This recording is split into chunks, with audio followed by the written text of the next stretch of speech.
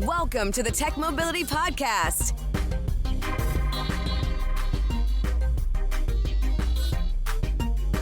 I'm Ken Chester.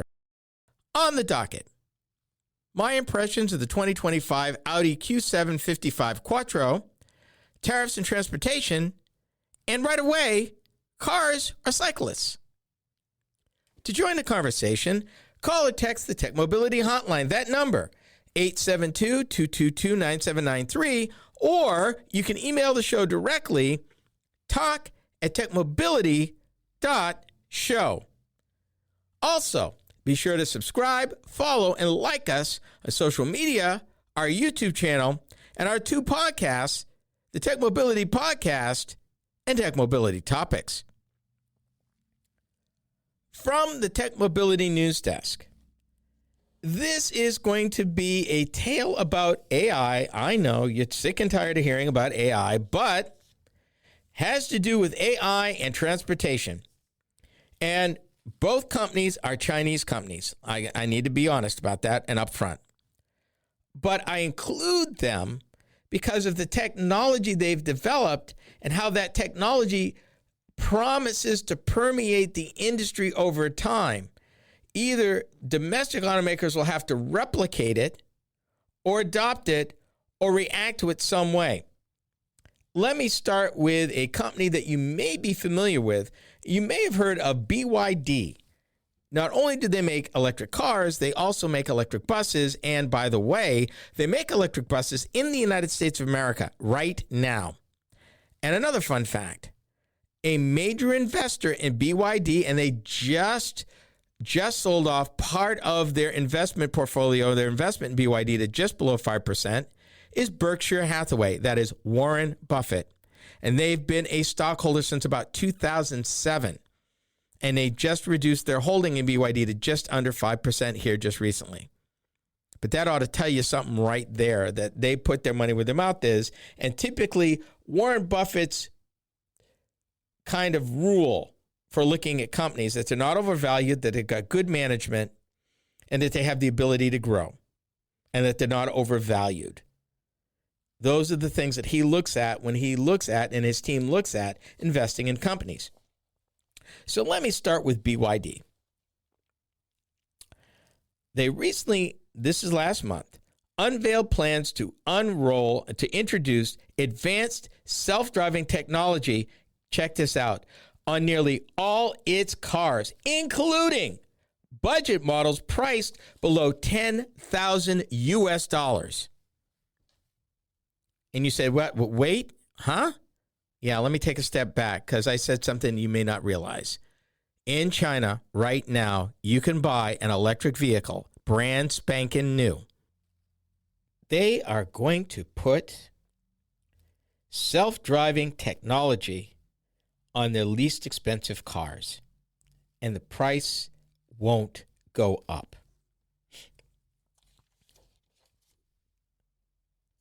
China's BYD company announced that its God's Eye self-driving technology will be installed in most of its cars without additional cost, including some of its cheaper models. The minute I heard them call it God's Eye, if you are a movie aficionado like I am of a particular certain franchise of fast cars, namely the Fast and Furious franchise, little segue, and I don't know if they did this on purpose, but there was the Fast and Furious movie, Furious 7 movie, talked about a device called God's Eye, used differently. I just thought it was ironic that they would use that terminology for it, but okay. I just thought I'd throw that in there. And I'm not saying that there is a correlation or a relationship with the two. I just thought it was particularly odd that they would name it that.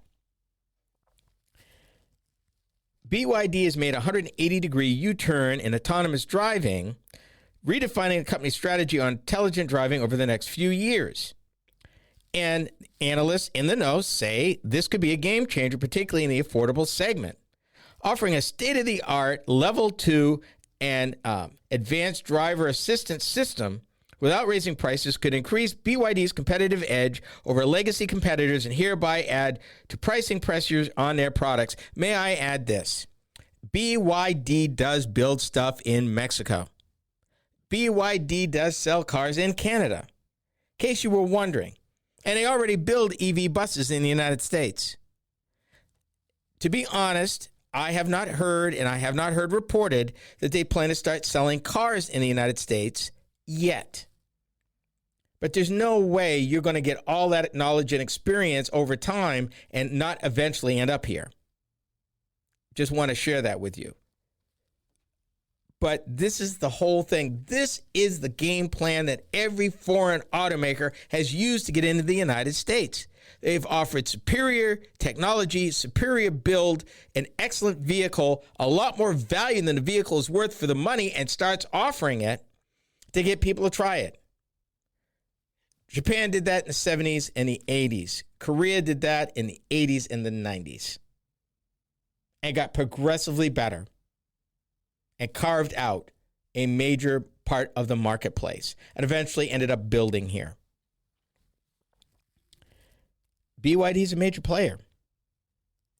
And they previously offered the self-driving technology on cars costing $30,000 or higher, but analysts noted that it will now be offered on 21 models.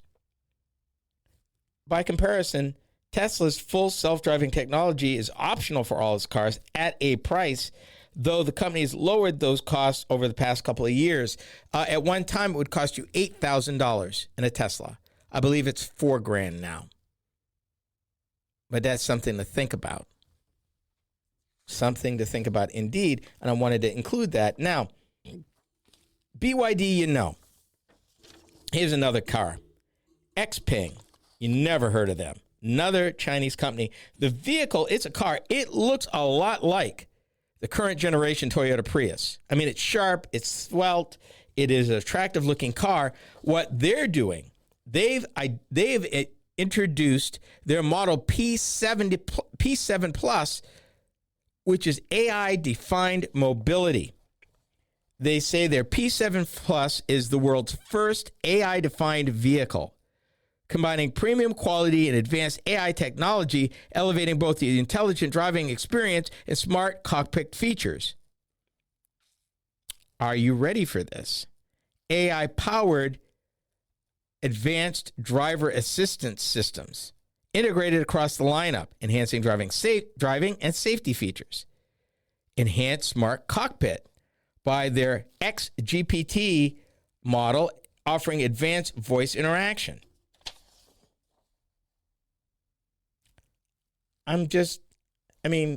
AI is all over the place. And it is becoming more and more pervasive. And what's happening is that as these vehicles get better, as these vehicles get more sophisticated, as the cost of all this stuff comes down, because remember, we talked about DeepSeek did this, developed an AI agent for a fraction of the cost. And I literally mean a fraction of what the major AI development companies are spending in real time right now. They're spending hundreds of millions of dollars, billions of dollars. DeepSeek did it for $5 million and produced a model better than what the big boys did. Where do you think this is going? We've got a choice. We've got to keep up with it. But at the same time, where are the guardrails? We've got all this technology, but no regulation with respect to how it is used, what kind of information it's gleaning, what protection it has. Is it tracking us? Will it be, the choices that it makes, how is it being informed of the choices? Do we have any input? I got a lot of questions. As they make AI this pervasive and inclusive in the vehicles, on the one hand, it's awesome. On the other hand, it's scary because they're working towards AI agents and they're working towards autonomous AI agents that have the ability to do things on its own. Where are the guide rails? And now they're going to put these in the cars, getting right up close and personal with us and our information and us. I don't know. I like the aspect of smarter cars. I'm not sure I like the aspect of no guardrails. I would really, really like to know that there are some protections in place for how far and exactly what these things are doing and what can I expect them to do and what is the minimum to do and the maximum. Just saying.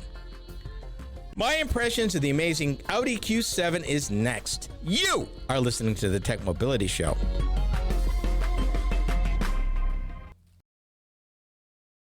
Are you tired of juggling multiple apps and platforms for meetings, webinars, and staying connected? Look no further than AONmeetings.com, the all-in-one browser-based platform that does it all. With AON Meetings, you can effortlessly communicate with clients, host virtual meetings and webinars, and stay in touch with family and friends, all in one place and for one price. Here's the best part. You can enjoy a 30-day free trial. It's time to simplify your life and boost your productivity. AONmeetings.com, where innovation meets connection. Get started today and revolutionize the way you communicate. Social media is the main place to be these days, and we are no exception. I'm Ken Chester, the Tech Mobility Show. If you enjoy my program, then you will also enjoy my weekly Facebook videos. From my latest vehicle reviews to timely commentary of a variety of mobility and technology-related topics, these short features are designed to inform and delight you. Be sure to watch, like, and follow us on Facebook. You can find us by typing the Tech Mobility Show in the search bar. Be sure to subscribe to our Facebook page. Social media is the place to be these days, and we're no exception. I'm Ken Chester of the Tech Mobility Show. If you enjoy my program, then you will also enjoy my weekly Instagram videos. From the latest vehicle reviews to timely commentary on a variety of mobility and technology-related topics, these short features are designed to inform and delight you. Be sure to watch, like, and follow us on Instagram. You can find us by typing the Tech Mobility Show in the search bar. For those of you that listen to podcasts, we have just the one for you. Hi, I'm Ken Chester. Tech Mobility Topics is a podcast where I upload topic-specific videos each week. Shorter than the full show, these bite-sized programs are just the thing, particularly if you're interested in a particular topic covered on the weekly radio show. From Apple Podcast to iHeartRadio and many podcast platforms in between, we got you covered. Just enter Tech Mobility Topics in the search bar wherever you listen to podcasts. What is greater than? Greater power. Greater grip. Greater innovation. The all-new 255 horsepower Audi A4. More power. Under more control. It's greater to lead than follow. That car was marketed 20 years ago as a 2005 commercial for the Audi A4. And I can tell you, having driven an A4 when it first came out, so much incredible fun. I still wouldn't mind owning an 05 A4 in good shape. It would still be a lot of fun. Even now, that's how well it was crafted. That's how well it was made. And all I'm going to admit to is a certain low triple-digit trip up the 405 near Camp Pendleton one day. Well worth the trip. With the music up and the top down, and the A4 was the perfect vehicle for that ride. But that was the Audi A4, a sedan. Today I want to talk about the Audi A7, which was the first SUV sold by the auto manufacturer, being originally introduced to the public in September 2005 at the Frankfurt Motor Show in Germany. This mid-sized luxury crossover SUV has been manufactured at the Volkswagen Bratislava plant in Bratislava, Slovakia since its debut. Try saying that 3 times fast. The Q7 was introduced into the U.S. market in 2006 as a 2007 model. The second generation Q7 was unveiled at the 2015 North American Auto Show in Detroit. The Audi Q7 rides in the Volkswagen Group MLB Evo platform, which it shares with the Audi A8, Bentley Bentayga, Lamborghini Urus, and Porsche Cayenne. The Q7 has been freshened in 2020 and in 2025. The 7-passenger SUV features freshened exteriors, including new front and rear fascias, available digital daytime running lights, and an OLED rear light with selectable light signatures. Customers can further personalize the most versatile Audi with new wheels, colors, and decorative interior inlays. Audi is also upgrading its 3-row family SUV with expanded connectivity offerings. Available in 2 models, the upmarket Q755, which is what I'm talking about for this review, is powered by a 3-liter turbocharged gasoline engine V6, which generates 335 horsepower and 369 foot-pounds of torque. An 8-speed Tiptronic automatic transmission works with the automaker's legendary Quattro all-wheel drive system to transfer power to all 4 wheels. EPA economy numbers are 18 city, 23 highway. Cargo capacity is 68.1 cubic feet with the second and third row seats folded. Towing capacity is 7,700 pounds. So here's what I liked about the vehicle. I tried to write a book about my experience behind the wheel of the Audi Q7. From its low step-in height, good outward visibility, and bank vault solid construction, it's a cornucopia of technology, and indeed an experience you will not soon forget. Underway, the Q7 is whisper quiet, responsive, and fast. And did I mention fast? The optional all-wheel steering adds to the vehicle's nimble handling and response, not to mention an impressively tight turning ratio despite its size. Starting with the exterior, the optional black optics package combined with tamarind brown metallic paint reinforces the look: large, loud, and aggressive. The driver can choose from 3 driving programs: Comfort, Standard, and Sport. Inside the cabin, 2 rectangular screens in the center console handle everything that isn't addressed in front of the driver. While displays, controls, and switchgear are easy to read, their configuration will take some getting used to. Sitting is comfortable throughout the cabin. The second and third row split bench folding seats fold true flat with a cargo area floor, and that's something that's a big deal to me. Being able to have usable, folding, flat space for hauling stuff. It's awesome. Second row seats have a fore-aft adjustment to afford additional legroom for the third row occupants. The standard sunroof and sunshade adds to the airiness of the accommodations. So, yeah, here's what I didn't like about the vehicle. And unfortunately, this is a long list, and it really shouldn't be for the amount of money that Audi wants for this vehicle. Let me start with one question. When is a lot of technology considered to be too much? I've reviewed a lot of vehicles, and I have a simple rule.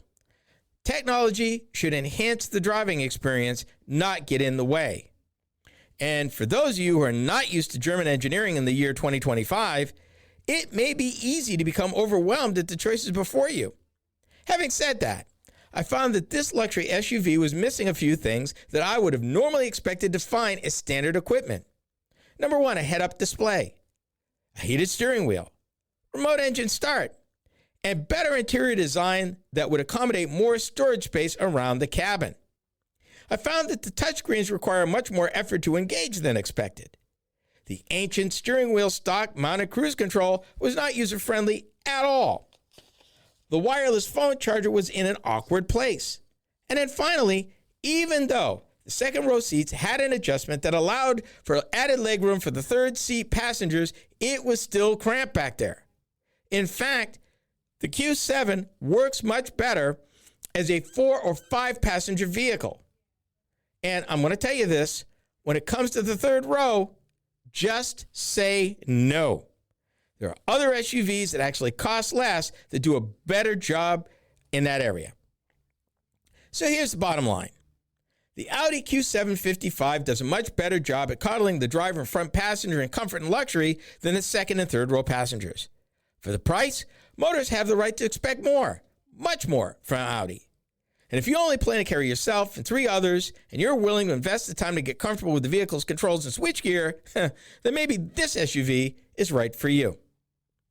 The base manufacturer suggested retail price for the 2025 Audi Q7 SUV starts from $65,800 for the Q755. Destination charges add $1,195. MSRPs tested. The Q755 included the following extra cost options: Tamarine brown metallic exterior paint, prestige package, Bang & Olufsen advanced sound system with 3D sound, black optics package, all-wheel steering, and a trailer hitch. Total cost of the options, $21,795. Folks, that's just for the options. Total MSRP, including options and destination charges for the Audi Q7 which is the more expensive or higher level trim level of the two. $88,790. At that price, I expect the car to be pretty close to perfect. And while the driving experience was awesome, handling and performance was awesome, technology was over the top. I found that as a people hauler, the Q7 came up lacking. In some places, it had no business coming up lacking for that price. But it did. So it gets down to personal preference. If you want to haul stuff and you're only going to haul a few people, this might be your choice, particularly if you're performance-minded, because it definitely did that. On again, off again. Tariffs have the ability to hurt the auto industry. I explain how. This is the Tech Mobility Show.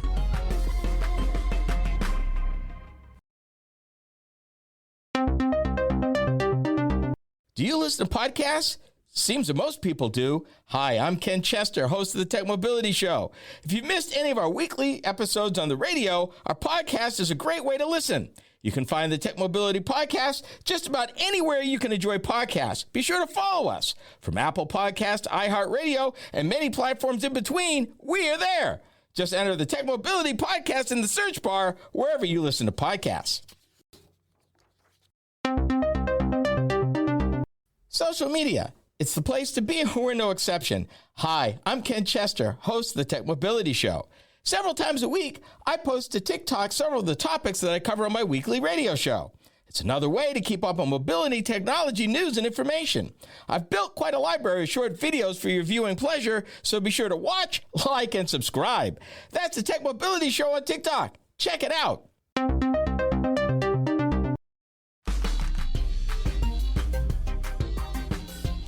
On again, off again, on again, off again. It's tariff musical chairs. And as of this writing, the big three domestic automakers have gained a 1-month reprieve from tariffs being levied on Canada and Mexico. But speaking for an industry that moves in years and not weeks or months, it's a hollow victory. There will be no winners here. This is topic B. I have been repetitive on this point. So if I sound like a broken record, I'm sorry, but it's true. The auto industry operates in years, it's capital intensive, and they don't like drastic change. Now, let me add in some more.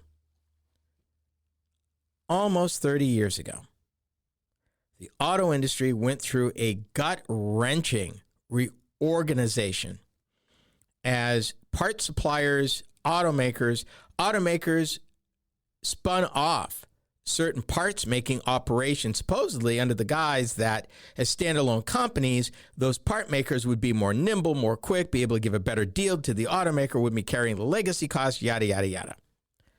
To the other companies in their supply chain. 2001, Automotive News and Industry Publication, the headline, General Motors to suppliers, China price or else. Meaning, if you can't meet the price we can buy it for from a Chinese supplier, regardless of how many years we've done business, and some of these family businesses have done business with GM, Ford, and Chrysler for almost 100 years. If you can't match the price, you're going to lose the contract. So what happened? A bunch of suppliers went broke. And the automakers, in fact, ended up buying back some of the operations they sold off because they couldn't make any money. Let me be clear here. The average vehicle built in an assembly plant in the United States of America today, if you count all the fasteners, all the parts, every single part, nut, screw, bolt, wire, connector, you're looking at a sum of the parts of 30,000 parts. You're looking at a stratified group of suppliers. You've got the automakers. They're considered original equipment manufacturers, or OEMs. You got tier one suppliers. These are the biggest ones that deal directly with the automaker, who aggregate a lot of the parts from the smaller companies into larger modules that they deliver as a semi-finished product for assembly to the automaker. Tier twos, smaller, they may do some aggregation, but they're sending their parts up to the tier ones. Every now and then they may still deal with the automaker directly, but unlikely they'll deal with one of the tier ones. And then finally, the tier threes. These are the mom and pop operations, the machine shops around the country that families, you're looking at maybe $10 to $50 million worth of business a year. They're small. And there are thousands of them that do business with a variety of automakers. So what does it mean exactly that the automakers got a 1-month reprieve? Did they all get it? Did Toyota, Honda, and Nissan get it? Or just GM, Ford, and Chrysler, or Stellantis, did they get it? And if that's true, how are you going to police that if you are a nut and bolt company that you run machines that make 3 or 4 different types of fasteners for 3 or 4 different kinds of automakers, and maybe some companies that aren't even automakers? How do you, because your part's going to a tier 2 that might ship it from their plant in the United States to Canada to be added to another part, to be shipped to Mexico, to be added to a tier 1 part that's then shipped back to the United States for assembly in an automobile assembly plant? At what point does a tariff apply, and how often? That's the problem. I don't even know how you get there. But let's give them the benefit of the doubt for a minute and say they figure that all out. What do you think the markup is for a tier 3 or a tier 2 supplier doing business with an original equipment manufacturer in the United States of America in the year of our Lord 2025? I guarantee you it ain't nowhere near 25%. In fact, these original equipment contracts are razor thin. There's no real big profit there. You do it because of some of the other work you get, or maybe there's aftermarket work you get, or a chance to bid on more profitable parts of the business. But for most of these smaller companies, they don't have any cushion. They can't absorb 25% tariff. They just don't have it. Industry Watcher said that if the tariffs were fully implemented with the automakers, that the automobile assembly plants would come to a screeching halt in 4 days. 4 days. 4. Why?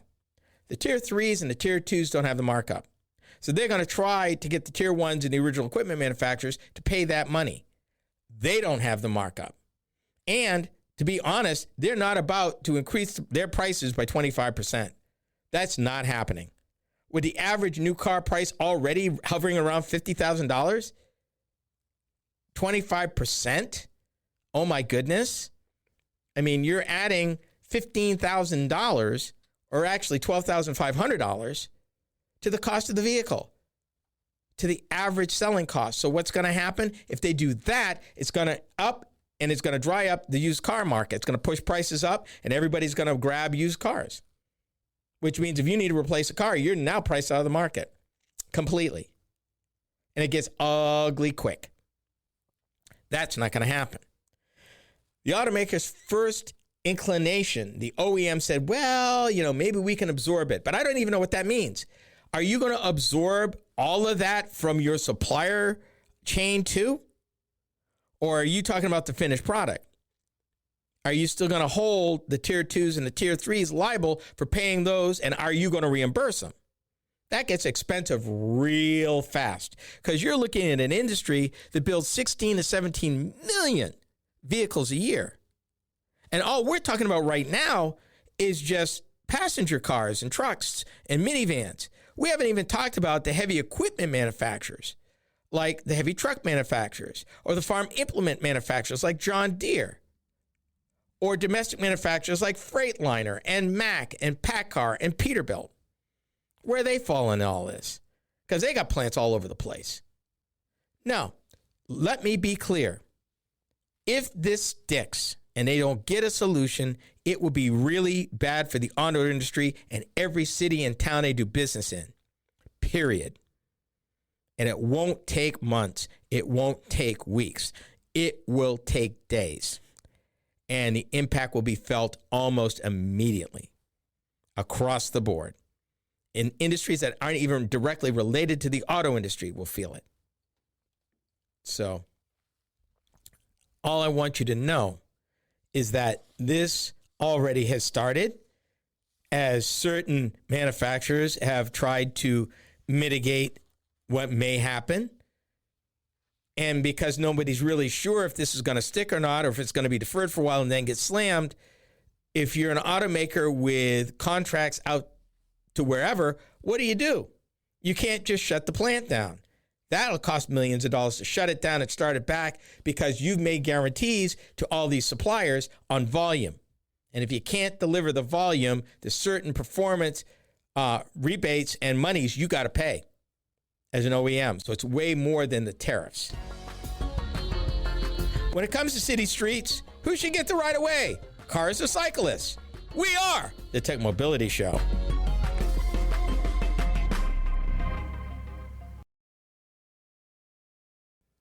To learn more about the Tech Mobility Show, start by visiting our website. Hi, I'm Ken Chester, host of the Tech Mobility Show. The website is a treasure trove of information about me and the show, as well as where to find it on the radio across the country.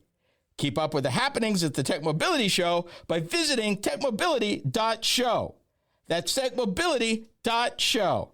You can also drop us a line at talk@techmobility.show.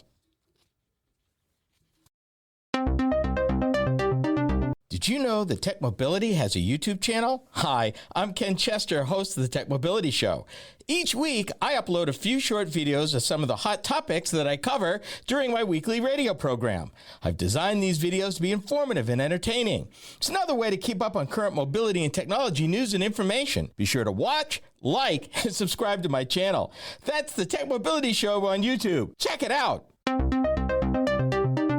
Are you tired of juggling multiple apps and platforms for meetings, webinars, and staying connected? Look no further than AONmeetings.com, the all-in-one browser-based platform that does it all. With AON Meetings, you can effortlessly communicate with clients, host virtual meetings and webinars, and stay in touch with family and friends, all in one place and for one price. Here's the best part. You can enjoy a 30-day free trial. It's time to simplify your life and boost your productivity. AONmeetings.com, where innovation meets connection. Get started today and revolutionize the way you communicate. Social media is the place to be these days, and we're no exception. I'm Ken Chester of the Tech Mobility Show. If you enjoy my program, then you will also enjoy my weekly Instagram videos. From the latest vehicle reviews to timely commentary on a variety of mobility and technology-related topics, these short features are designed to inform and delight you. Be sure to watch, like, and follow us on Instagram. You can find us by typing the Tech Mobility Show in the search bar.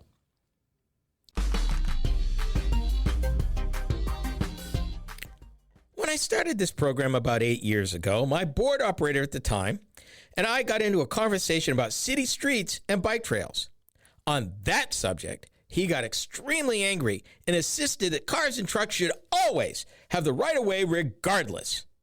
Well, fast forward now, and an East Coast city is in the midst of that very conversation amongst its residents. This is topic C. So let me ask you, straight up, who deserves the right of way? Do bike trails, do bike paths, do bike lanes have a place in an urban setting on a city street? Is it fair for the city fathers and the city engineers to re-engineer streets to accommodate bike lanes, even if it means taking lanes away from cars and trucks? Is it okay if you happen to be a retailer on one of those streets, seeing less traffic on that street? What does that mean for you? Does that automatically mean less business because there are fewer cars and trucks going down that street? Or are you pleased that they're also slowing down because of the nature of the beast, and maybe that's offset by the bike path or the bike trail? These are conversations not just being held in one city and town, but all over, and in fact, here in Des Moines. they've spent millions of dollars redoing some streets close to downtown to accommodate bike lanes and narrowing busy city thoroughfares. And it's a mixed bag. You've got retailers saying fewer people past my shop means less money in my pocket. You've got others saying it's wonderful to have a safe place to ride a bike as a commuter back and forth to work, back and forth to wherever, in a safe space where I'm not worried about getting run over by a car because I'm in a bike lane that's protected. You got motorists that are, okay, I got to go down the street, but instead of doing 45 miles an hour like it was originally set, I'm doing 25 or 30 miles an hour. So it's adding time to my travel and maybe bottlenecking because it's not 4 lanes now, it's 2 with bike lanes. It doesn't matter what side of this you're on. Everybody has a very animated opinion. For me, I think that there needs to be more communication. I think there's room for both, but I think it needs to get much more realistic. In places like New York City and in Boston, it seems that the bicyclists have been kind of heavy-handed, and those implementing those changes have been really heavy-handed about how they went about it. I think if they revisited it, that they may have been a little more accommodating. You can't take an economy, a city, an urban area that has been car-centric for over 100 years and expect, in the case of a couple of years, turn it over to where everybody's on board with, oh, bike lanes, oh, nice, wonderful. Gee, you've taken away 2 of my lanes on a street I need to travel down, and now it takes me longer, and I'm going slower, and I'm in more traffic. And I got to accommodate all these extra people on bikes that may or may not be following the rules of the road and playing fair and want to call me out. And then here's the other thing to think about. If you are on a county road, if you are on a state highway in town, who paid for that? Did the bicyclists pay for that? No, they did not. You paid for it through gas taxes you paid per gallon of gasoline or diesel fuel that you bought over years. So if you want to take that approach, how dare the bicyclists think that they have a right to the road when they didn't pay for it? We did. On the other hand, the bicyclists turned around and said, you in the car putting all these pollutants and all this noise in the air, driving these dangerous, toxic machines, how dare you impair my health, my safety, my welfare, my peace of mind because of the noise your vehicle produces? What gives you the right to impinge on my health? This is becoming a big deal in the upcoming mayoral race in Boston, in the Bay State. The challenge with the Bay State, which I'm from Massachusetts, is sometimes they get really heavy-handed about stuff. Don't really think everything through. They decide, we're going to do this. We don't care. We're going to do this. Okay, fine. Have you looked at all sides? Have you tried to accommodate the people who have legitimate concerns on both sides? No, but we're going to do this. Deal with it. We're going to do it. It's to the point where those people who have a problem with bike lanes are being very vocal in supporting a candidate who said they'd put the pause on bike lanes and even stop them. And that's gaining traction as a political issue in the city of Boston. Des Moines, not so much, but still, when they did Ingersoll Avenue in Des Moines, and the city spent millions of dollars, and for the record, not the only street in town that they did it, there was concern. Haven't heard much since the money's been spent, but there was concerns. There were concerns from the retailers. There were concerns from the folks that use that road into the city every day. And of course, there were concerns from the bicyclists. Just because there is a bike lane doesn't mean it's well engineered to protect the bicyclists. And that's an issue, particularly at street corners. And there's been situations, not here in town, but there's been situations at street corners where because it was so poorly engineered, bicyclists and traffic collided, usually fatal to the bicyclists. And then on top of all of this, where does EV scooters and motorcycles come into this whole thing? Do they get to use bike lanes? Do they have to use the street? Where do they fit in? None of this even talks about that. You know, where does a scooter go? If you've been following our program, you know about 5 years ago, we talked about the flood originally of EV scooters by Jump and Lime and Bird, where they felt it was better to ask for forgiveness than permission and just dumped them on a city. Dirt cheap. That's largely over with now. But for those people who actually own scooters, EV scooters, do they get the bike lane or do they have to be in the street? And if they're in the street, are they less safe now? And if they're with the bike lane, are the cyclists at risk now because these things go faster than pedal bikes? And then finally, where do electric bikes fit? Are they even allowed in any of this? So there are a lot of questions that I have that the article didn't deal with.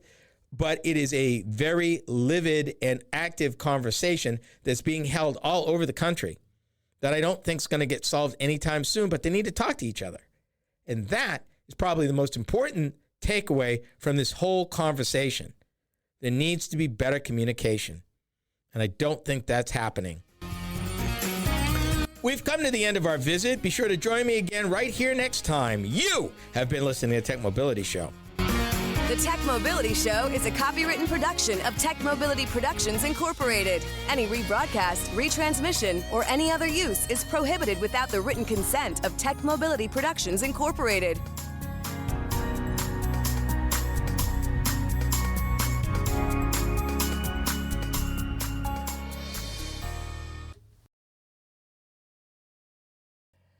For those of you that listen to podcasts, we have just the one for you. Hi, I'm Ken Chester. Tech Mobility Topics is a podcast where I upload topic-specific videos each week. Shorter than the full show, these bite-sized programs are just the thing, particularly if you're interested in a particular topic covered on the weekly radio show. From Apple Podcast, iHeartRadio, and many podcast platforms in between, we got you covered. Just enter Tech Mobility Topics in the search bar wherever you listen to podcasts. Social media. It's the place to be, and we're no exception. Hi, I'm Ken Chester, host of the Tech Mobility Show. Several times a week, I post to TikTok several of the topics that I cover on my weekly radio show. It's another way to keep up on mobility, technology, news, and information. I've built quite a library of short videos for your viewing pleasure, so be sure to watch, like, and subscribe. That's the Tech Mobility Show on TikTok. Check it out. To learn more about the Tech Mobility Show, start by visiting our website. Hi, I'm Ken Chester, host of the Tech Mobility Show. The website is a treasure trove of information about me and the show, as well as where to find it on the radio across the country. Keep up with the happenings at the Tech Mobility Show by visiting techmobility.show. That's techmobility.show. You can also drop us a line at talk@techmobility.show. Do you listen to podcasts? Seems that most people do. Hi, I'm Ken Chester, host of the Tech Mobility Show. If you've missed any of our weekly episodes on the radio, our podcast is a great way to listen. You can find the Tech Mobility Podcast just about anywhere you can enjoy podcasts. Be sure to follow us. From Apple Podcasts, iHeartRadio, and many platforms in between, we are there. Just enter the Tech Mobility Podcast in the search bar wherever you listen to podcasts.